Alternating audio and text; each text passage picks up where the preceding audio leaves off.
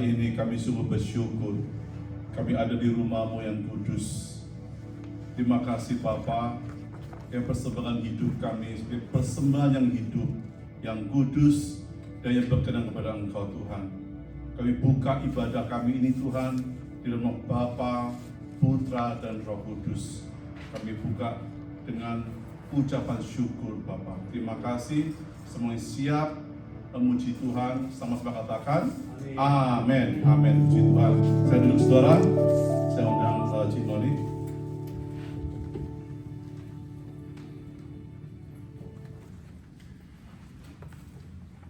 Selamat sore Bapak Ibu sekalian. Puji Tuhan. Kita mau bersyukur. Kita angkat pujian, segala puji syukur karena kita ada sebagaimana kita ada. Karena kemurahan Tuhan. Amin. Haleluya. Kalau mau berdiri boleh.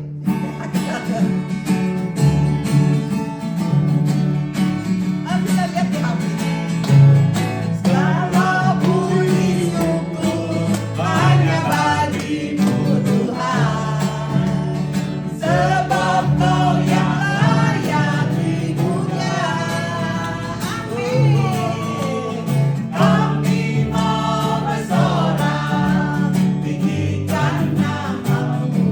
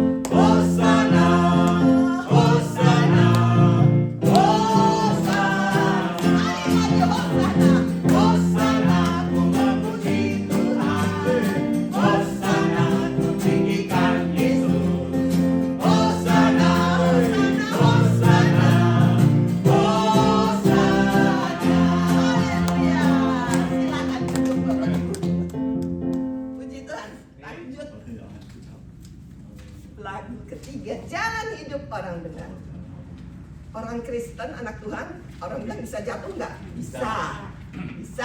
Karena kita bukan orang sakti. Ya, bukan jadi orang sakti, bisa jatuh. Tapi tidak sampai tergeletak. Kayak kita punya anak kepleset, cepat kita angkat. Amin. Amin.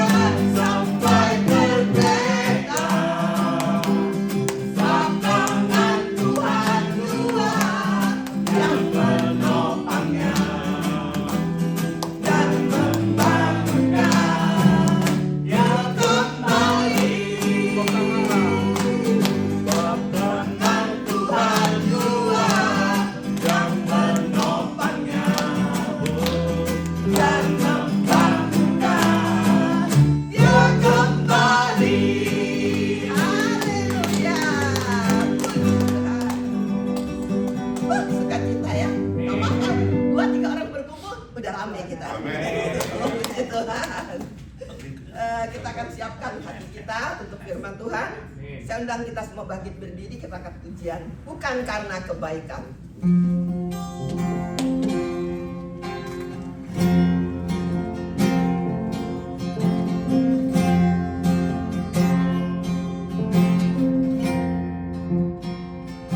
Bukan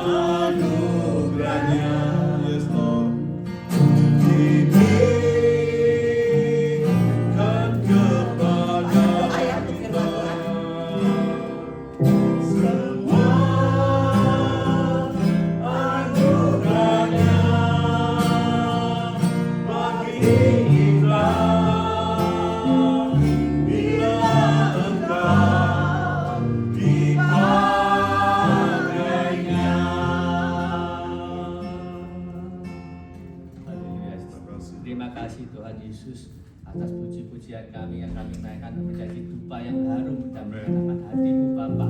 Di bacaan ini sebentar lagi kami akan mendengarkan sabda firman-Mu.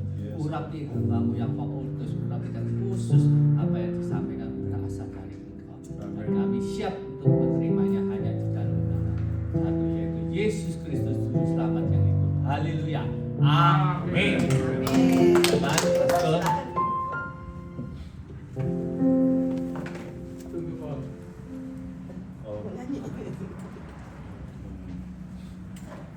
Lagu yang tadi semua karena anugerah Tuhan. Kita ganti yang mu jadi ku. Yang mu jadi ku.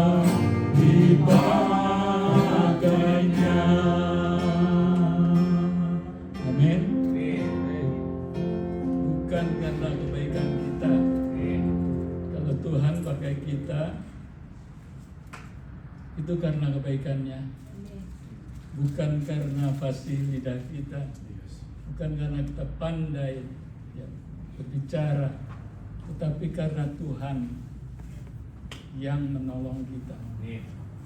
Juga bukan karena kekayaan kita bisa melayani Tuhan, karena dipilih oleh Tuhan untuk dipakai. Semua karena anugerah Tuhan. Amin. Pada sore hari ini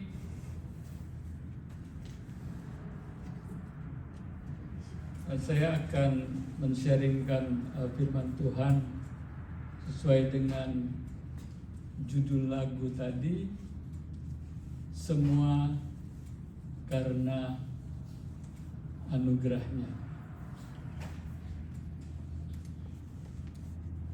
Mari sama-sama kita lihat di 1 Timotius 1 ayatnya yang ke-12 sampai dengan 17. 1 Timotius 1 ayatnya 12 sampai 17. Saya bacakan, demikian firman Tuhan. Aku bersyukur kepada Dia yang menguatkan aku, yaitu Yesus, yaitu Kristus Yesus, Tuhan kita. Karena Ia menganggap aku setia dan mempercayakan pelayanan ini kepadaku. Aku yang tadinya seorang penghujat dan seorang penganiaya dan seorang ganas, tetapi aku telah dikasihaninya, karena semuanya itu telah kulakukan tanpa pengetahuan, yaitu di luar iman. Malah kasih karunia Tuhan kita itu telah dikaruniakan dengan limpahnya kepadaku dengan iman dan kasih dalam Kristus Yesus. Perkataan ini benar dan patut diterima sepenuhnya. Kristus Yesus datang ke dunia untuk menyelamatkan orang berdosa, dan di antara mereka akulah yang paling berdosa. Tetapi justru karena itu aku dikasihani, agar dalam diriku ini sebagai orang yang paling berdosa, Yesus Kristus menunjukkan seluruh kesabarannya. Dengan demikian aku menjadi contoh bagi mereka yang kemudian percaya kepadanya dan mendapat hidup yang kekal, hormat dan kemuliaan sampai selama-lamanya bagi Raja segala zaman, Allah yang kekal, yang tak nampak, yang esa. Amin. Berbahagialah setiap kita yang mendengarkan, menyimpannya dan melakukannya firman Tuhan ini dari sehari ke sehari. Di sini kita dapat melihat ini adalah ucapan syukur oleh seorang Rasul Paulus yang telah ditangkap oleh Tuhan. Setiap kita yang boleh melayani Tuhan itu bukan hanya dipilih oleh Tuhan, tapi ditangkap, disimpan oleh Tuhan untuk dijadikan sebagai alatnya. Nah, di sini kita dapat melihat di ayat yang ke-13. Aku yang tadinya seorang penghujat dan seorang penganiaya, seorang ganas, tapi aku telah dikasihaninya. Ya. Dikasih. Di ayat yang ke-16 juga dikatakan, tapi justru karena hal itu aku dikasihaninya. Paulus merasa ketika Tuhan menangkapnya, ketika Tuhan memilihnya dia menjadi milik Tuhan, dia bukan dikasihi. Karena ada perbedaan Bapak Ibu antara dikasihi dan dikasihani. Kita mau dikasihi apa dikasihani? Kasih. Emang sejajar sama Tuhan?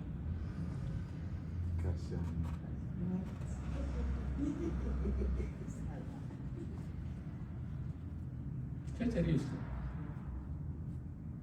Kita tidak sejajar. Kita orang berdosa, orang yang gak layak. Gak layak. Rasul Paulus benar-benar meresapi hal itu. Dia tahu kita tidak dikasihi, apalagi aku harus seorang penghujat. Tuhan tidak mengasihi aku, walaupun Tuhan mengasihi dia. Tapi yang dia rasakan di dalam hidupnya dia dikasihani oleh Tuhan.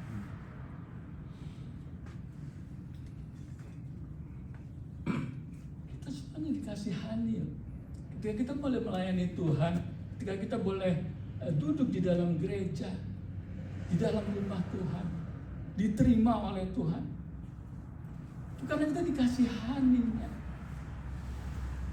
Kita tidak layak menerima itu, tetapi Tuhan menangkap kita, Dia dudukkan kita di bawahnya. Dia mengangkat, Dia menangkap Rasul Paulus, Dia jadikan sebagai alatnya. Paulus tidak pernah punya perasaan bahwa ia akan dipilih oleh Kristus. Namun Kristus telah menangkapnya, Kristus telah memilih dia dan menangkap dia. Ketika itu Rasul Paulus sedang berjalan menuju kehancurannya. Dia berjalan ke Damsyik. Dia minta surat dari kepala imam. Minta surat supaya menangkap semua orang-orang yang percaya pada Kristus, yang percaya pada Tuhan. Paulus ini seorang yang pintar. Dia orang Farisi. Dia anggota Sanhedrin. Dia adalah pemimpin. Dia orang yang tekun di dalam agamanya. Dia percaya Allahnya. Dia orang hebat. Dia juga seorang pengajar.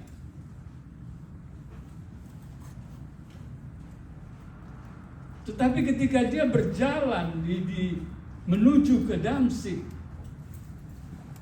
di tengah perjalanan, belum sampai Damsyik, dengan tujuan mau menangkap murid-murid Tuhan, menangkap orang-orang yang percaya pada Kristus, dengan gagahnya dia itu, dengan hebatnya dia itu, tapi di tengah perjalanan itu dikatakan oleh firman Tuhan ada cahaya yang besar. Kalau di dalam referensi dari yang ensiklopedia yang saya baca, memang di daerah sebelum sampai Damsyik itu adalah daerah berlembah, di mana yang panas tanahnya, tetapi ada angin yang dingin. Ketika angin yang dingin berhadapan dengan udara yang panas, itu seringkali timbul kilatan-kilatan cahaya. Tapi Alkitab mengatakan di situ ada sinar yang mengatakan, ada suara di situ, Saulus, kenapa engkau hendak menganiaya aku? Lantas Saulus berkata, siapa engkau? Tuhankah? Kenapa dia katakan seperti itu?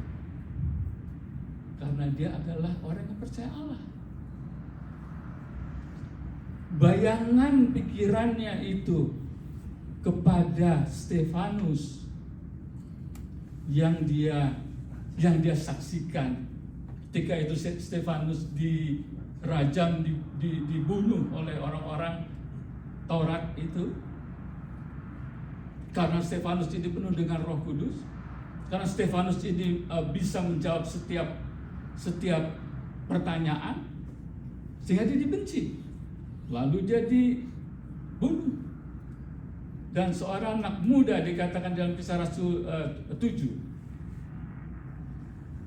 menunggui baju-baju yang ada di situ dan melihat ke bawah di situ ketika Stefanus dilempari oleh batu, dan dia menyaksikan Stefanus itu mati. Itu Saulus. Tetapi tidak Stefanus di dalam keadaan kritis kematiannya itu masih dapat mengatakan, ampunilah mereka tidak tahu. Dengan wajah yang bersinar, kita mengatakan demikian. Sehingga Saulus pada waktu itu di dalam perjalanannya dia terbayang, mana ada orang seperti itu, murid-murid Tuhan ini. Siapakah Kristus itu? Siapakah Tuhan itu?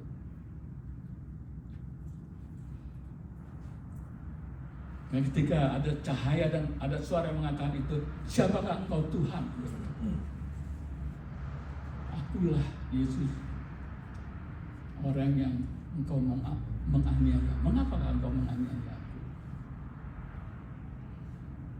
Lalu dia terjatuh. Orang-orang yang menolongi dia, yang tadinya masuk ke Damsyik dengan niat untuk menganiaya, menangkap-nangkapi anak-anak Tuhan, dia tidak bisa berjalan. Kenapa tidak bisa berjalan? Matanya buta. Matanya tidak dapat melihat selama 3 hari itu. Dan dia terpaksa dituntut. Seorang pemimpin yang ganas itu dikatakan masuk ke Damsyik, dituntut dalam keadaan tidak berdaya. Tuhan merubahnya. Ketika di Damsyik, sampai di Damsyik, datanglah Ananias. Lalu dengan Roh Kudus itu menjamah Saulus atas perintah Tuhan tentunya. Dan dia matanya terbuka. Seperti apa dikatakan, seperti ada yang gugur di matanya itu. Terus dia bisa melihat lagi. Dan dia mulai percaya. Roh Kudus mulai bicara dalam hidupnya. Pada hari itu berubahlah Saulus yang tidak percaya kepada Tuhan menjadi percaya. Hanya perlu waktu 3 hari. Kalau Tuhan mau bekerja, Tuhan mau merubah seseorang, gak perlu lama-lama. Amin. Gak perlu lama-lama. Saulus berubah. Lalu dia mulai mengabarkan tentang Kristus. Siapa yang mau percaya? Coba kita pikir. Orang yang tadinya mau membunuh, bukan mau membunuh, sudah menganiaya, memenjarakan banyak anak-anak Tuhan, memenjarakan banyak yang percaya pada Kristus. Lalu bicara mengenai Kristus.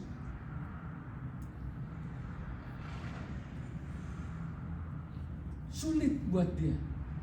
Tetapi hatinya berkobar-kobar kan. Dia mau bicara mengenai Kristus.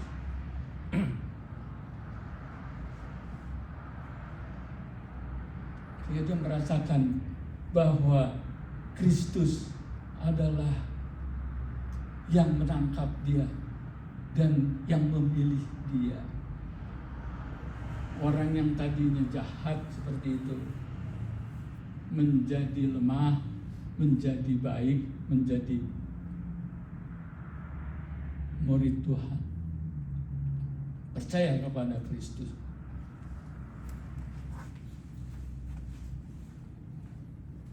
Orang Kristen adalah orang yang sudah berhenti melakukan apa yang dia inginkan untuk dia lakukan, dan mulai melakukan apa yang Kristus inginkan dia lakukan. Berubah. Dia tadi ingin melakukan itu. Melakukan apa? Melakukan menangkap-nangkapi orang itu. Tapi Kristus memilihnya. Dia tidak ingin lagi melakukan itu. Melainkan ingin melakukan apa yang Kristus ingin lakukan bagi dia. Menjadi manusia baru. Menjadi lahir baru. Orang yang sudah dipilih Tuhan akan menjadi lahir baru.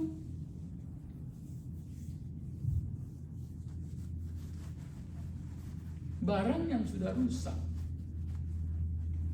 kan ada tuh kalau dijual di sini di mana, refurbished, ya, yang sudah diganti-ganti jadi baru lah gitu, jadi bagus, jadi bisa dipakai, bagi barang itu jadi berguna.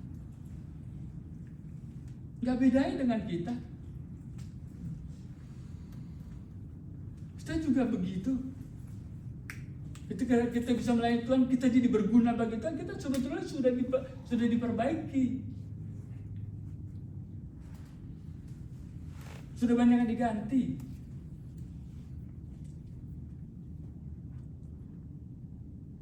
pemahaman kita diganti, pikiran kita diganti, hati kita diganti oleh hati yang baru. Karakter kita dirubah.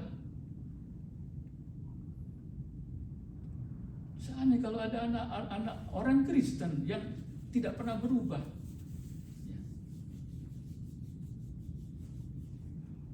dia tidak memberikan hidupnya kepada Tuhan, tidak mau dirubah. Bukan Tuhan tidak mau berubah dia, tapi dia tidak memberikan hatinya untuk Tuhan supaya dia dirubah. Rasul Paulus seperti itu. Tuhan sudah memilih dia, Tuhan sudah menangkap dia. Oleh karena itu dia bersyukur.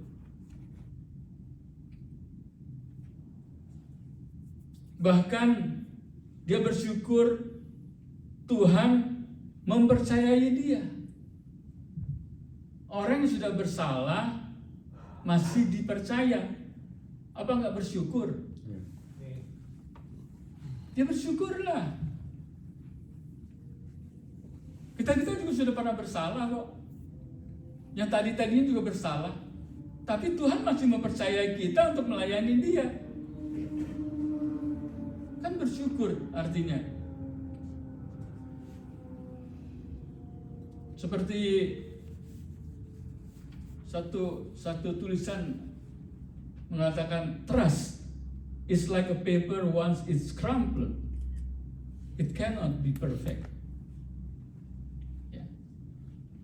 Kertas itu kalau yang kita udah lecek-lecek gitu, walaupun kita buka lagi udah nggak perfect lagi itu kertas. Ya. Tapi seorang penghujat Tuhan perbaiki perfect. Kalau Tuhan bekerja dalam hidup kita, perfect. Ya. Jadi percaya lagi. Orang yang bersalah dipercaya.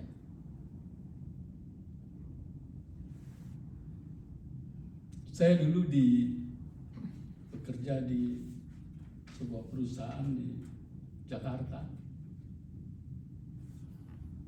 Di situ ada sales, ya. Perusahaannya, saya perusahaan besi ya. Jadi ada sales yang disuruh nagih gitu, tagihan di mana-mana. Tapi uangnya nggak pernah masuk ke kas. Setelah beberapa bulan begitu, baru kita cek dari bagian accounting, ternyata uangnya itu dipakai sama dia. Dan pada tahun itu, sekitar tahun-tahun 90-an gitu, cukup besar gitu. Lalu pimpinan atasan saya mengatakan, tangkap dia. Wajar nggak kalau akan ditangkap? Wajar dong, harus dong. Laporkan dia ke polisi, benar nggak? Benar dong. Tangkap dia. Suruh dia bayar, kembaliin gitu. Habis itu laporin, penjarain dia. Berunding sama saya. Gimana? Saya panggil orang itu, kamu kenapa? Coba kamu cerita dia. Begini Pak, saya perlu waktu itu, istri, anak perlu. Ya biar perlu, kamu nggak boleh begitu kan? Ya. Ampunin saya Pak. Lalu saya bilang ke atasan saya itu, kolega lah, saya bilang, Coba kasih dia kesempatan lagi. Karena dia jadi salesnya lumayan lah gitu. Kasih kesempatan dia lagi bekerja sama kita. Ya terserah dah dia bilang. Kalau you percaya ya oke lah. Saya sampaikan ke dia. Kamu tidak jadi diberhentiin. Dan kita juga nggak lapor ke polisi. Ya. Tapi kamu kerja baik-baik ya. Wah dia baik. Dia baik kerja. Sedikit-sedikit dia pulangin gitu. Wah, baik. Harusnya nggak boleh begitu kan. Harusnya kan jarang orang yang mau mempercayai lagi kan. Tapi kita bisa melakukan itu. Saya percayakan lagi. Tagihan-tagihan sudah ambil dia lagi. Sukacita kan dia. Dia merasa berhutang sekali. Sudah dipercaya kembali. Kita tuh begitu. Kita banyak kali salah kok sama Tuhan juga kita salah. Rasul Paulus juga merasakan seperti itu. Tuhan mempercayai dia.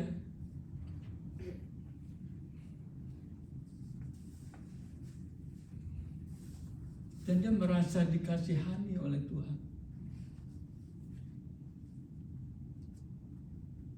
Lalu dia mulai mengingat-ingat.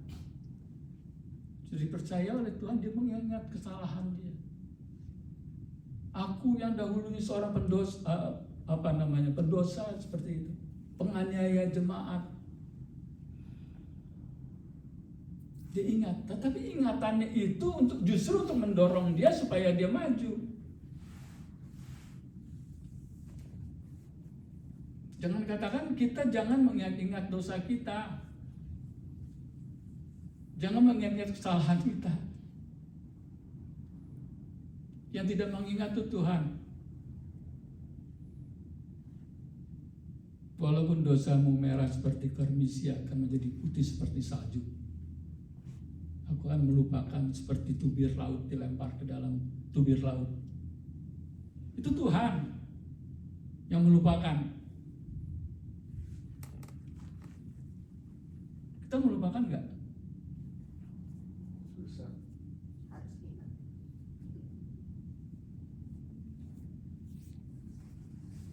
Ada suatu ajaran yang bilang kita lupakan dosa-dosa kita.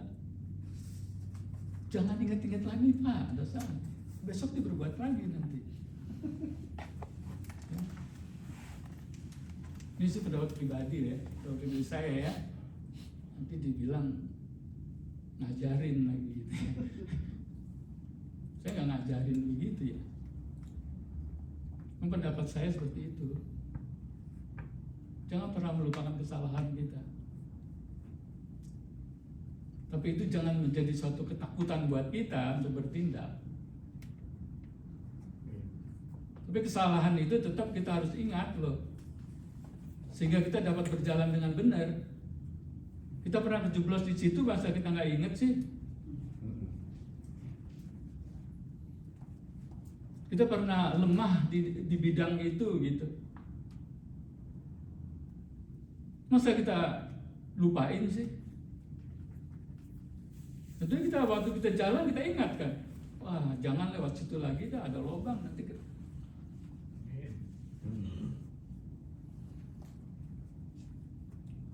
Kayak kita lagi marah-marah gitu, mengeluarkan kata-kata kasar pada anak kita loh. Kadang-kadang kan begitu tuh. Bagi manusia ini sebagai orang tua kan kadang-kadang begitu untuk anak kecil kan.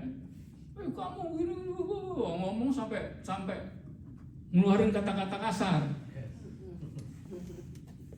Biasanya begitu.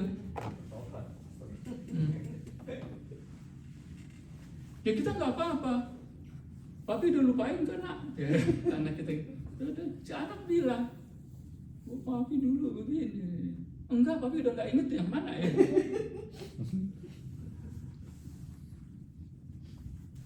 Itu nggak benar. Kalau nggak ingat, Ingatlah. Supaya jangan berbuat lagi. Paulus selalu mengingat seperti itu. Aku yang dahulunya seorang penghujat. Aku yang dahulunya seorang yang menangkap-nangkapi orang percaya. Aku yang dahulunya memenjarakan orang-orang. Aku yang dahulunya tidak percaya Kristus. Tapi aku dikasihaninya oleh Tuhan. Sehingga aku bisa begini sekarang, jadi percaya, jadi seperti ini. Kalau aku lupa dulu gimana? Ada orang lupa kesalahannya.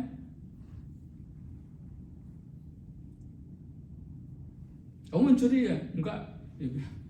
Kapan aku mencuri? Padahal udah ada CCTV.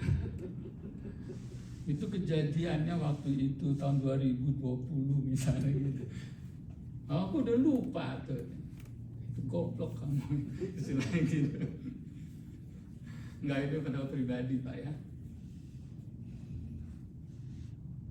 Saya seringkali membaca buku-buku Rasul Paulus ya seperti itu.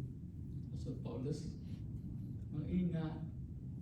Dari mana kita tahu Rasul Paulus mengingat? Ya dari perkataannya dia sendiri. Aku dahulunya seperti itu. Aku dahulunya seperti itu. Dia ingat terus di dalam ini. Ada duri dalam dagingku. Duri dalam daging gimana tuh? Ada duri dalam dagingku, tapi Yesus katakan sudah cukup kasih karunia-Ku kepadamu. Setiap kali Rasul Paulus bilang, iblis menggocok aku. Iblis terus seperti ada duri dalam dagingku. Apa itu duri dalam daging? Kita juga banyak loh duri dalam daging loh.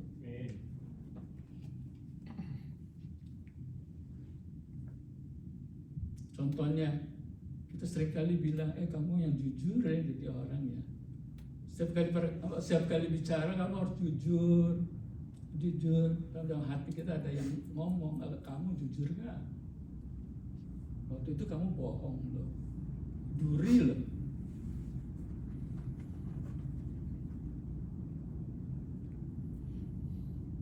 Jadi suami itu harus setia. Wah, nasihatin. Jangan selingkuh. Untuk dalam pikiran hati kita ngomong, kamu selingkuh. Itu duri dalam daging tuh.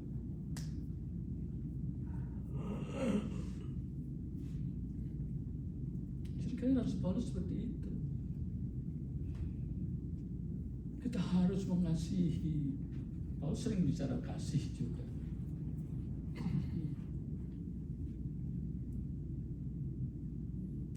Ingatkan dulu, aku nggak mengasihi anak-anak Tuhan. Aku nangkap-nangkepin mereka. Karena aku penjarakan mereka. Itu duri dalam daging dalam pelayanan dia.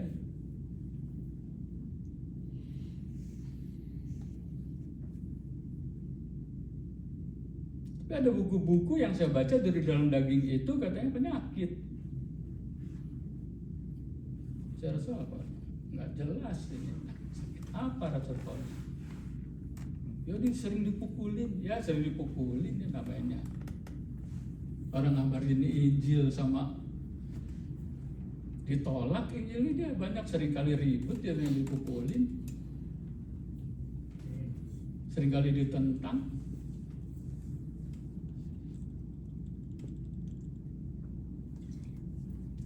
Makanya saya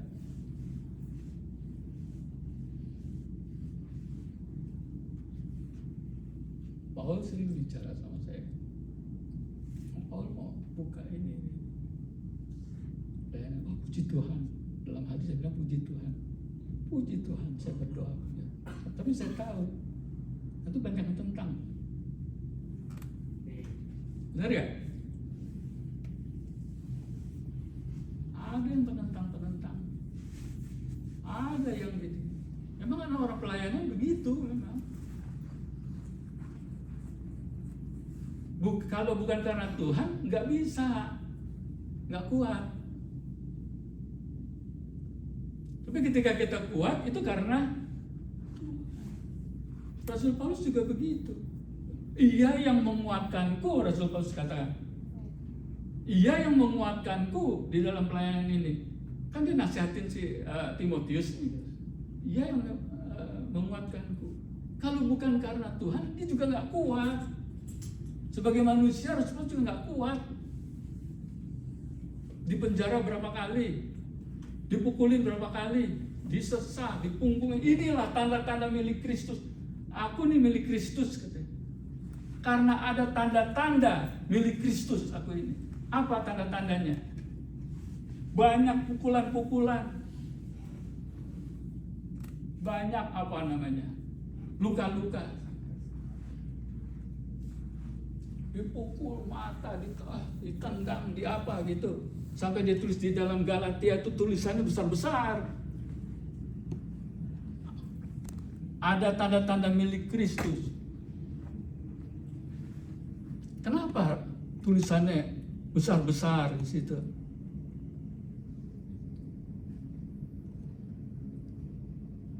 Karena matanya sudah tidak jelas lagi. Karena pukulan-pukulan itu. Aku menulis surat ini besar-besar kepadamu. Dia tulis kepada muridnya.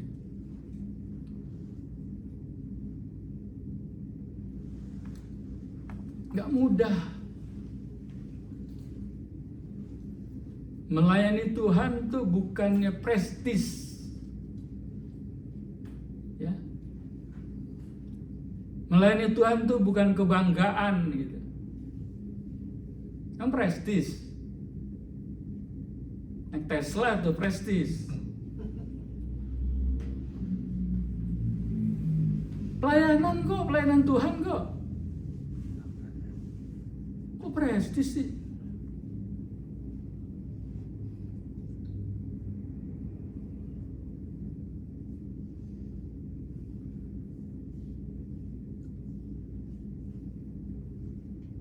Prestis dong, anak-anak Tuhan.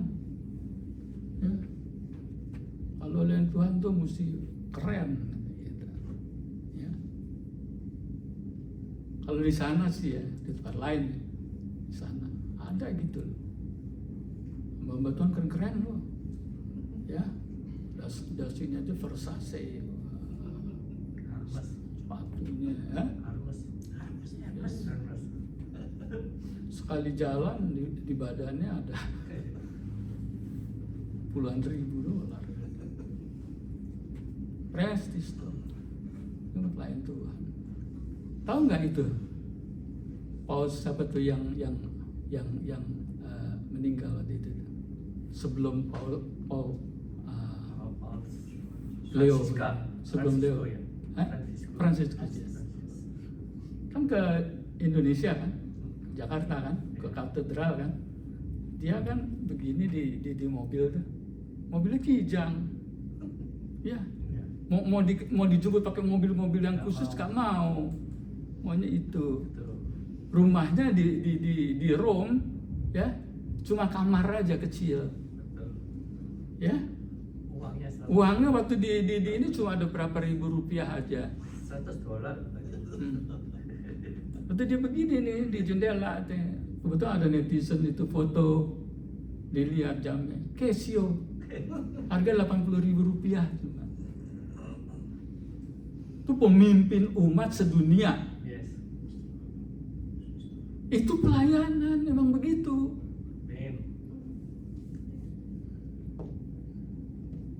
Di Indonesia ada tuh benar-benar besar tuh dikawal. Wah, kalau naik mobil lagi pelayanan kayak itu di Kelapa Gading itu saya lihat pakai forerunner. Wah, 4 forerunner dia lewat sewa. Kok ya dikawal? Trit gitu. Turun dia. Raja.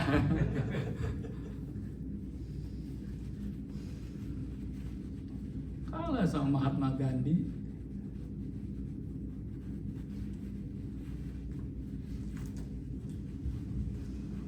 Rohaniwan tuh selalu dipilih rohaniwan, ya. Kalau mau jadi businessman, Kalau mau jadi rohaniwan sikapnya rohaniwan, hatinya rohaniwan, ya. Itu hidup dengan kesederhanaan, karena Tuhan tidak pernah menjanjikan kekayaan, ya. Jangan dijanjikan keselamatan, damai sejahtera, sukacita. Dia nggak bilang nanti dapat ruko 6 gitu, ya, pelayanan mobilnya bagus, gini gitu, ya. Enggak.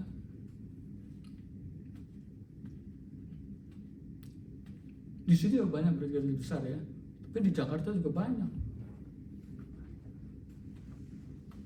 Wah, gila dah sana, gede-gede dah pelayanannya, besar, ya. Ya, tapi ya itu mewah semua, ya.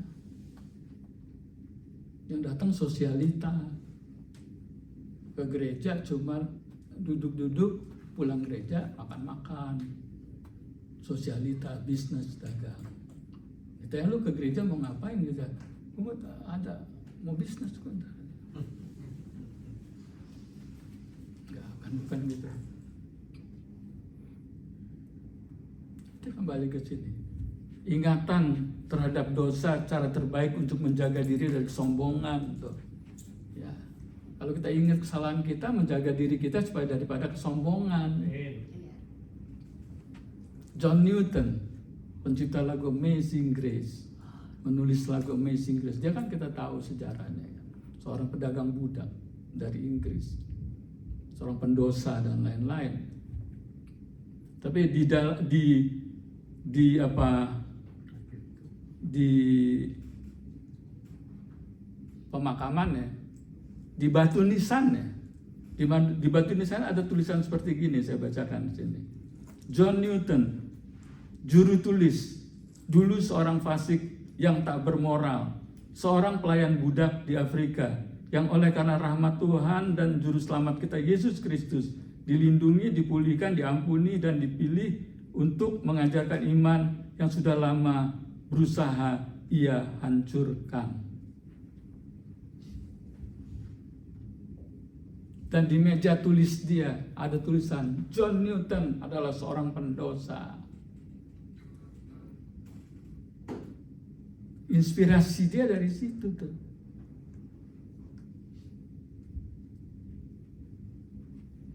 Ingat terus, supaya tidak menjadi sombong.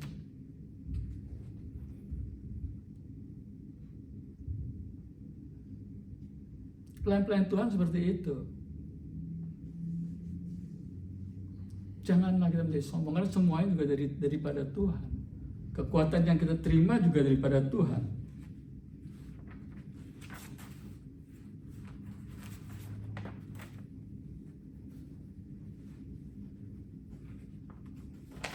Ingatan terhadap kesalahan yang kita buat mendorong kita untuk lebih maju ke arah yang benar, ya. Untuk memelihara agar rasa syukur kita tetap berkobar, mengingat bahwa kita telah diampuni. Cara terbaik untuk memelihara agar kita tetap terjaga untuk mengasihi Tuhan Yesus Kristus, untuk berusaha lebih maju, lebih besar, kita tetap mengingat seperti itu. Paulus menolak melupakan dosanya karena setiap kali ingat betapa besar dosanya dia ingat pula bahwa kasih Kristus tetap lebih besar. Ya, kasih Kristus tetap lebih besar. Nggak berarti bahwa Paulus merenungi dosanya dengan cara yang tidak sehat, ya.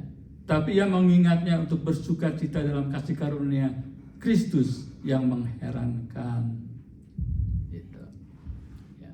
Bukan berarti dia mengingatnya terus dengan cara yang tidak sehat. Ingat, jangan lama-lama jadi putus asa, ya. Tetapi itu sebagai pendorong, ya, sebagai penyemangat kita. Dia juga bersyukur karena Yesus telah mengangkatnya, ya, mengangkatnya untuk melayani Tuhan. Ya, seperti kita Tuhan sudah mengangkat kita untuk menjadi pelayan Tuhan, ya. Bukan satu sinode yang mengangkat kita, ya. Itu harus disadari itu. Itu sebagai sarana, ya, sebagai penunjang, ya. Tetapi sesungguhnya mengangkat kita itu Tuhan sendiri. Karena Tuhan sudah menangkap kita, sudah memilih kita, sudah menguatkan kita, sudah mengangkat kita di situ. Kalau ditanya seorang, kamu jadi hamba Tuhan, siapa yang angkat? Tuhan yang angkat.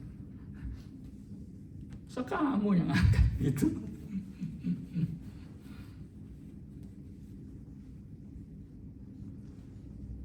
Tapi sebagai sarana itu ada lembaga-lembaga, ada sekolahan, ya, ada pendidikan, ada pelatihan, ya, ada macam-macam itu.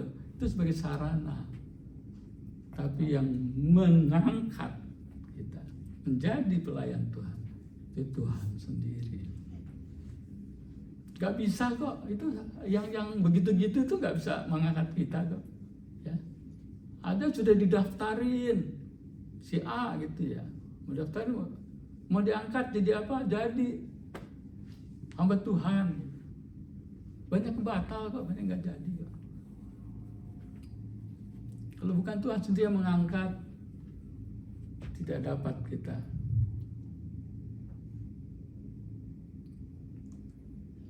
Ketika diangkat oleh Tuhan, ya, Paulus tidak pernah menganggap bahwa dirinya diangkat untuk suatu kehormatan. Ini bukan suatu kehormatan, tetapi ini adalah pelayanan. Ya, ini bukan suatu kehormatan, tapi ini adalah pelayanan. Ya. Ada cerita seorang pegulat Sparta. Ya.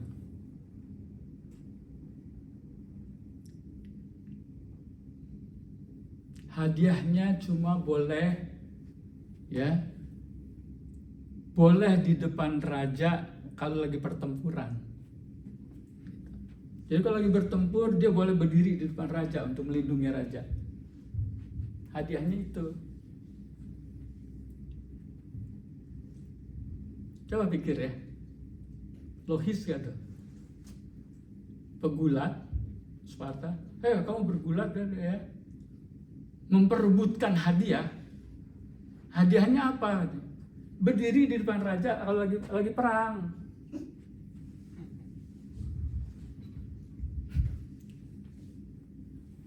Kayaknya nggak mungkin ya. Mau nggak sih? Ya kamu dikasih hadiah ya. Hadiahnya besar lah apa? Berdiri di depan raja. Kalau lagi pertempuran kamu harus berdiri di depannya, melindungi raja gitu. Jadi kalau ada panah kena kamu.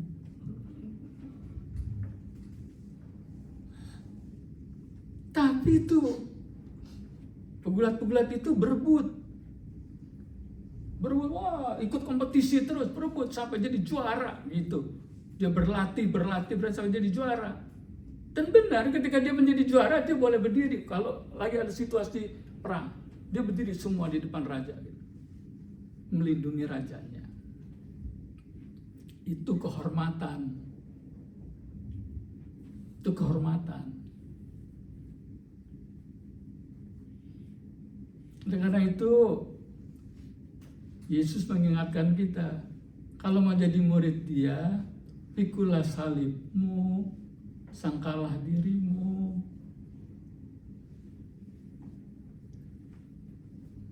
Berdiri kamu di depan loh. Jadi pelayan Tuhan tuh banyak sekali hal-hal yang di luar kemampuan kita. Banyak sekali hal-hal yang membuat kita berat itu melakukan itu.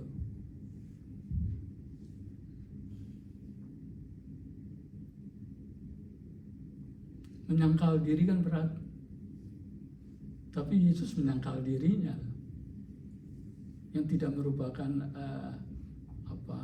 di dalam Filipi dikatakan tuh. Tidak menyetarakan dirinya dengan Allah. Walaupun ia adalah Allah sendiri menyatakan itu. Tapi ia menjadi pelayan Tuhan, hamba Tuhan, bahkan sampai mati di kayu salib. Itu penyangkalan diri.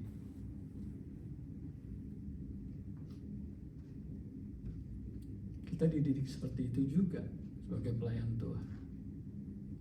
Tapi ketika Tuhan sudah mengangkat kita, Dia akan menguatkan kita. Nah, itu. Paulus bersyukur karena Tuhan menguatkan dirinya. Dia tidak pernah mengatakan, lihat apa yang telah kulakukan. Tetapi seringkali dikatakan, lihatlah Yesus telah memampukan aku melakukannya. Ya. Jadi ketika kita melayani Tuhan, jangan katakan lihat apa yang sudah aku lakukan. Memang banyak keberhasilan yang terjadi. Tetapi keberhasilan itu bukan karena kita yang melakukannya. Karena Tuhan yang menyanggupkan kita untuk melakukannya.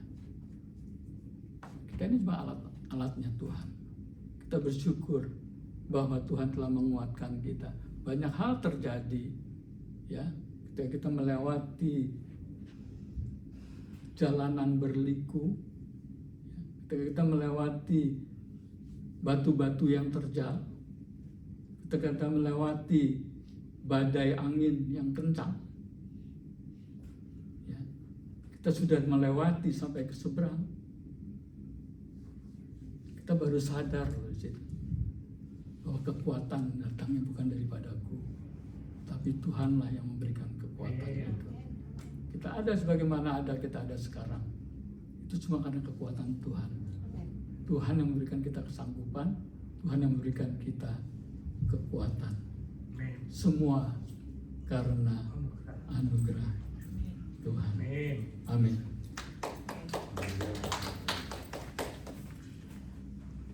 Mari sama-sama kita berdiri, kita nyanyikan sekali lagi. Semua karena anugerah.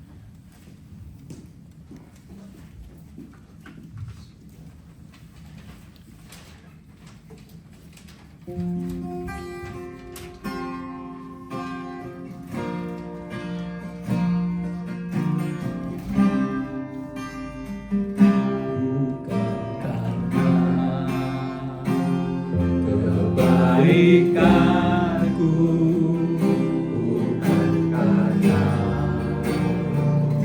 kasih lidahku, bukan karena kekayaanku, ku dipilih menyumbangkannya, bukan karena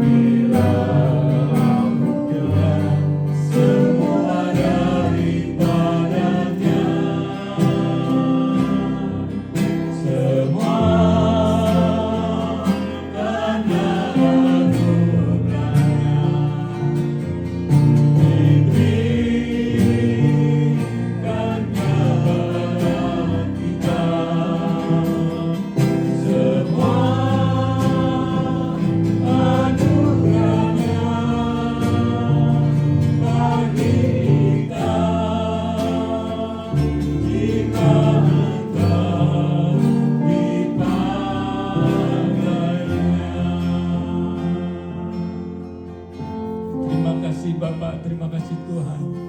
Kalau Engkau sudah berbicara kepada kami Tuhan, Engkau sudah menangkap kami Bapa.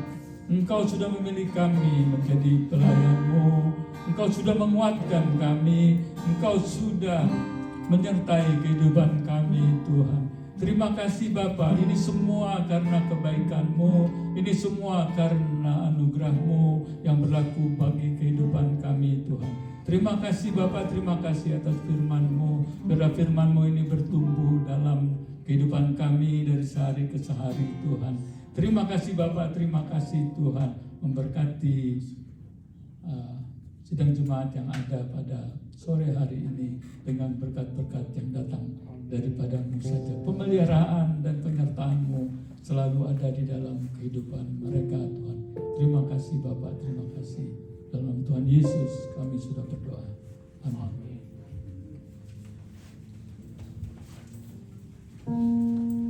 Duduk saudara.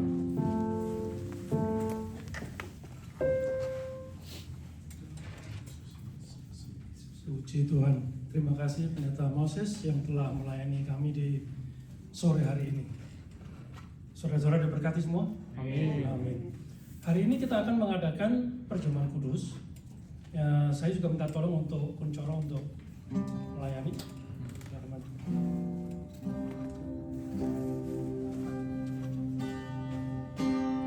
Sebelum kita memulai, baik adanya kita akan berdoa. Terima kasih Bapa untuk anugerah keselamatan dan kelahiran baru kami melalui pengorbanan Yesus Kristus di kayu salib. Di hadapan kami telah tersedia roti dan anggur yang melambangkan tubuh dan darah Kristus. Kiranya Engkau menjamah roti dan anggur biasa ini menjadi sungguh-sungguh makanan dan minuman tubuh dan darah Kristus, sehingga melaluinya kami boleh bersekutu dengan tubuh dan darah Kristus. Kami tinggal di dalam Engkau dan Engkau hidup di dalam kami untuk memimpin dan mengubah hidup kami semakin indah dan berkenan hati Bapa. Kami tidak mau simpan dosa. Ampuni setiap dosa kami ya Tuhan, karena dosa menghalangi berkat Tuhan masuk dalam kehidupan kami.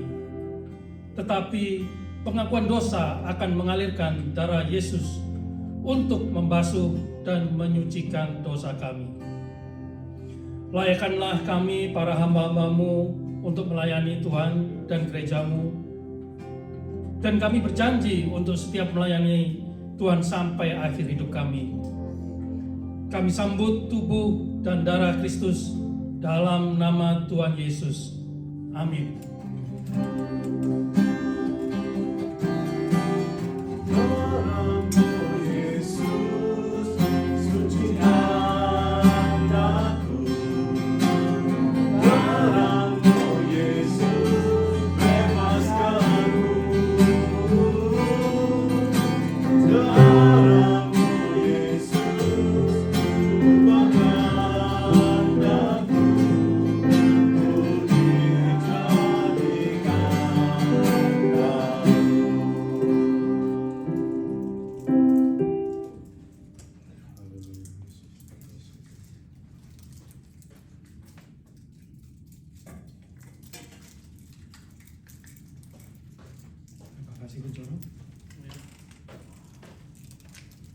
Mari kita angkat tinggi roti di tangan kanan kita, dan dengan firman Tuhan sebelum kita memakannya, pada malam waktu Yesus hendak diserahkan, Ia mengambil roti dan mengucap syukur serta dipecah-pecahkannya. Lalu katanya, "Inilah tubuhku yang diserahkan bagi kamu sekalian." Apakah jemaat yang dikasihi Tuhan percaya bahwa roti yang kita angkat tinggi dan kita syukuri atasnya ini merupakan titik kontak untuk bersekutu dengan tubuh Kristus? Amin. Mari kita makan bersama dengan percaya sambil mengingat korban Yesus Kristus di kayu salib. Dalam nama Tuhan Yesus.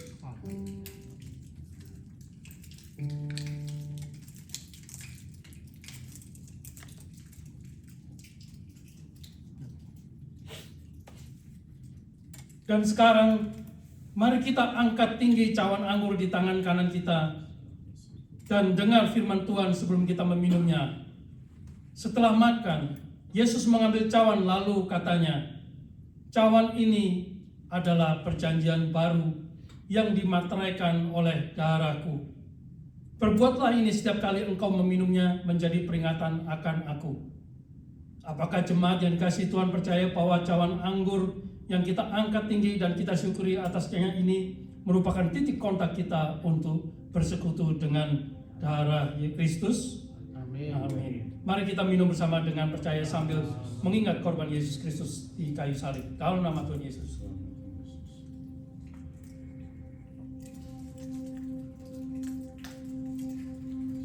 Bapa di sorga, kami bersyukur atas tubuh dan darah Tuhan Yesus Kristus yang telah kami terima dalam perjamuan kudus ini.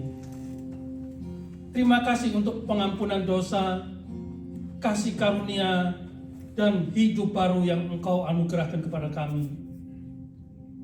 Tolong kami untuk hidup seturut kehendak-Mu ya Bapa, dalam kekudusan, ketaatan, dan kasih kepada sesama. Kuatkan iman kami dan jadikan kami saksi Kristus yang setia di tengah dunia. Peliharalah kami dalam anugerah-Mu hingga kami berjumpa kembali dalam persekutuan yang kekal. Dalam nama Tuhan Yesus Kristus kami berdoa. Amin. Mari silakan duduk.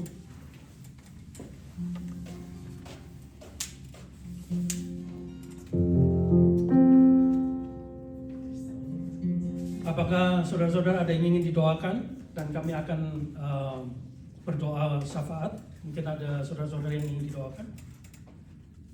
Permohonan doa ke saudara. Jadi Ricci yang kuasa mau ke Indonesia di depan. Berdoa.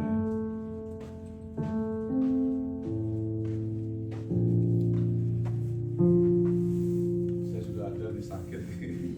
Saya lihat.